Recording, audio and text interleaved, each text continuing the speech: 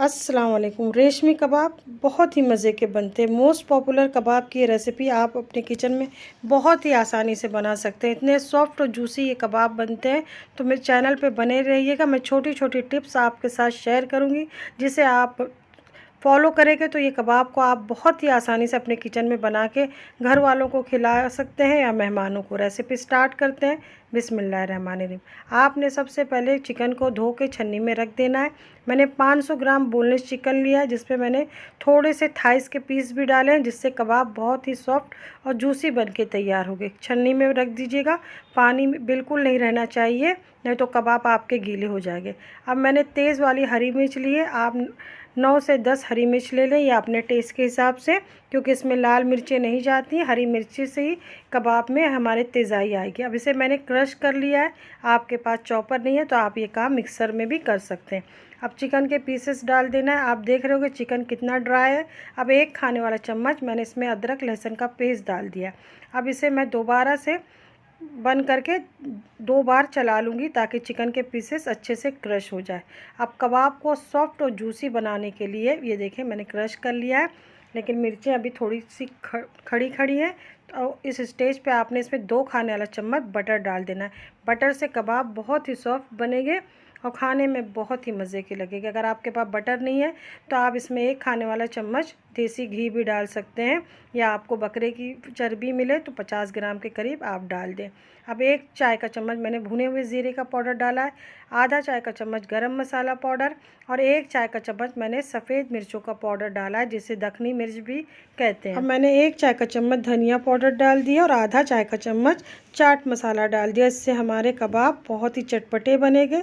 नमक एहतियात से डालिएगा। मैंने 1 छोटा चम्मच डाला है, क्योंकि चाट मसाले में भी नमक होता है। अब इसे मैं दोबारा से एकदम बारीक पीस लूँगी। हमने इसे बहुत बारीक पीसना है।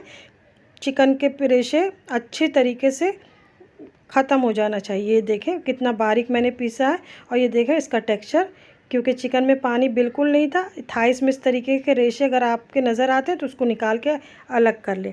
अब 2 मीडियम साइज़ के प्याज को मैंने बारीक चॉप करके इसका पानी बहुत अच्छे से निचोड़ा है। पानी को आपने बहुत अच्छे से निचोड़ना है, नहीं तो कबाब गीले हो जाएंगे। 1 मुट्ठी हरा धनिया बारीक बारीक काट के डाल दें। अब मैंने 15 बादाम को पीस के इसका पाउडर डाल दिया है। आप 12 से 15 बादाम को पीस सकते हैं, उसका पाउडर बना के डालें। अब फ्रेश क्रीम आपने डाल देना है, कम से कम 3 खाने वाला चम्मच। आप फ्रेश क्रीम की जगह घर की मलाई को भी फेंट के डाल सकते हैं।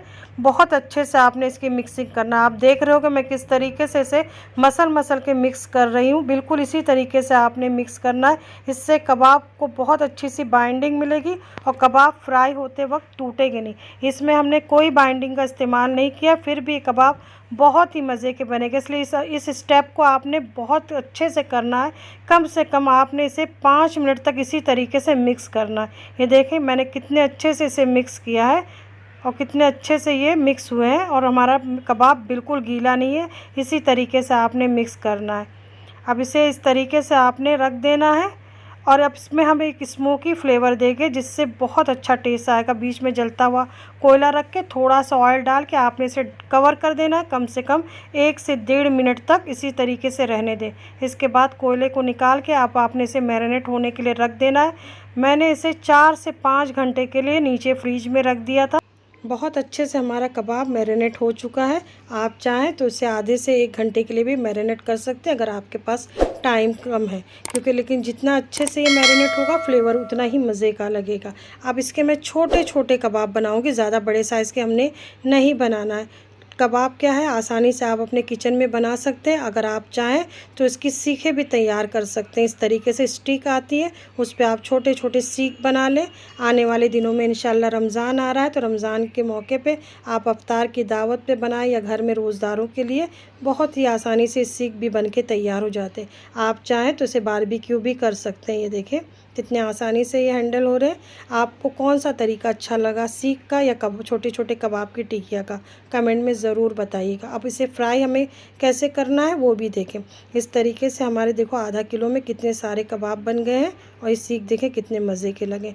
बिल्कुल हमारे कबाब गीले नहीं बने और कितने अच्छे से ये बन के तैयार हुए। अब तावा रख देना है, इसमें 2 से 3 खाने वाले चम्मच ऑयल डालें, उससे ज़्यादा नहीं डालना है।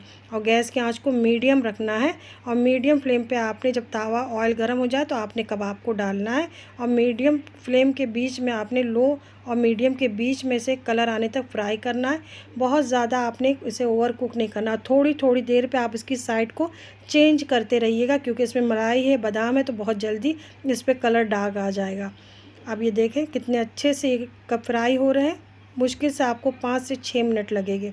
और ये देखें कितना माशाल्लाह कलर आ गया। तो बस इसी तरीके से आपने इत्मीनान से इसे फ्राई करना है। ज़्यादा गैस की आंच को तेज़ मत करिएगा, नहीं तो अंदर से कबाब कच्चे रह जाएंगे। अब गरम गरम कबाब को आप दही वाली हरे धनिए पुदीने की चटनी के साथ सर्व करें या अपनी मनपसंद हरे धनिए पुदीने की तीखी वाली चटनी के साथ सर्व करें। जो भी चटनी आपको पसंद आती है उसके साथ सर्व करें। थोड़े से सलाद काट लें और गरम गरम रुमाली रोटी के साथ खाएं, या पराठे में लपेट के रोल बना के भी आप इस तरीके से सीख और कबाब को खा सकते हैं। फैमिली फ्रेंड में रेसिपी को ज़रूर शेयर करें। और चैनल पे पहली बार आए तो उम्मीद करती हूँ चैनल को आप ज़रूर सब्सक्राइब करेंगे, मुझे बहुत खुशी होगी। फिर मिलते हैं नई रेसिपी के साथ इंशाल्लाह। अपना ख्याल रखिएगा, दुआओं में याद रखिए। अल्लाह हाफिज़।